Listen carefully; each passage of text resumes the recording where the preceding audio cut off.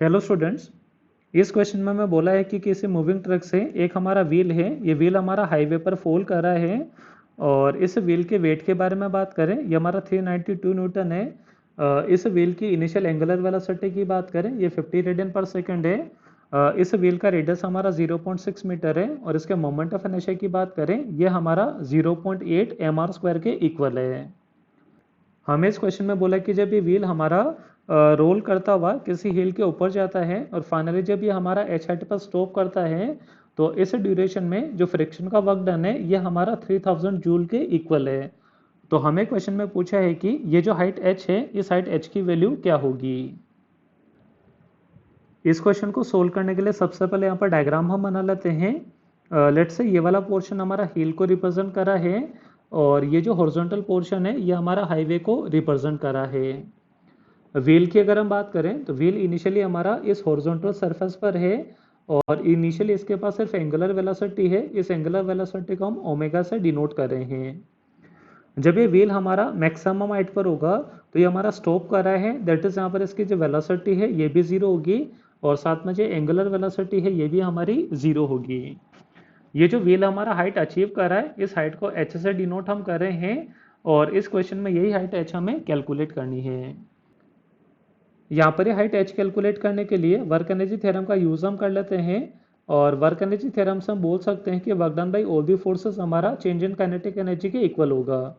यहाँ पर व्हील पर एक हमारा ग्रेविटी का फोर्स एट कर रहा है, एक हमारा फ्रिक्शन फोर्स एट कर रहा है और एक नॉर्मल फोर्स एट कर रहा है। इन तीनों का जो कंबाइंड वर्क डन है ये हमारा के फाइनल माइनस के इनिशियल के इक्वल होगा।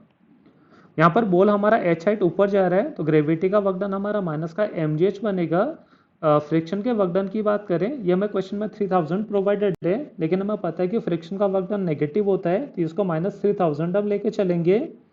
नॉर्मल हमारा डायरेक्शन ऑफ मोशन के परपेंडिकुलर है तो नॉर्मल का वर्क डन हमारा 0 बनेगा। फाइनली व्हील हमारा स्टॉप कर रहा है तो के फाइनल हमारा 0 होगा और के इनिशियल की बात करें, इनिशियली व्हील हमारा रोटेट कर रहा है तो इनिशियल काइनेटिक एनर्जी हमारी हाफ आई ओमेगा स्क्वायर के इक्वल होगी। यहाँ से हम देख सकते हैं कि LHS से माइनस का साइन और RHS से माइनस का साइन हमारा कैंसिल हो जाएगा। mg की वैल्यू की बात करें, ये हमारा 392 न्यूटन के इक्वल है। h हमें कैलकुलेट करना है और -3000 हमारा +3000 बनेगा बिकॉज माइनस साइन हमने कैंसिल कर दिया है। और RHS की बात करें तो एक हमारा हाफ का फैक्टर आ जाएगा।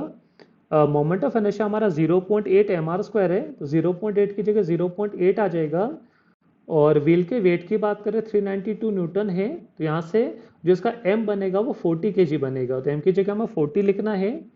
व्हील का रेडियस हमारा 0.6 है तो 0.6 का स्क्वायर आ जाएगा और इनिशियल एंगुलर वेलोसिटी ओमेगा की बात करें, ये हमारा 50 रेडियन पर सेकंड के इक्वल है तो यहाँ पर 50 का भी हमारा स्क्वायर आ जाएगा। इसको अगर हम सोल्व करें तो ये जो हमारा RHS वाली क्वांटिटी है इसका वैल्यू हमारा 14400 बनेगा। ये 3000 हमारा जब LHS से RHS में जाएगा तो माइनस का 3000 बनेगा और डिनोमिनेटर में देखें तो h के फैक्टर से डिवाइड होगा, दैट इज हमारा 392 से डिवाइड होगा। इसको सोल्व करके अगर h का वैल्यू हम लिखें तो h का वैल्यू हमारा बनेगा h is equal to 29.08 meter और ये हमारा अप्रोक्सीमेटली 29.1 मीटर के इक्वल है। देयरफॉर इस क्वेश्चन का जो आंसर बनेगा ये हमारा 29.1 मीटर होगा। Hope you understand the solution.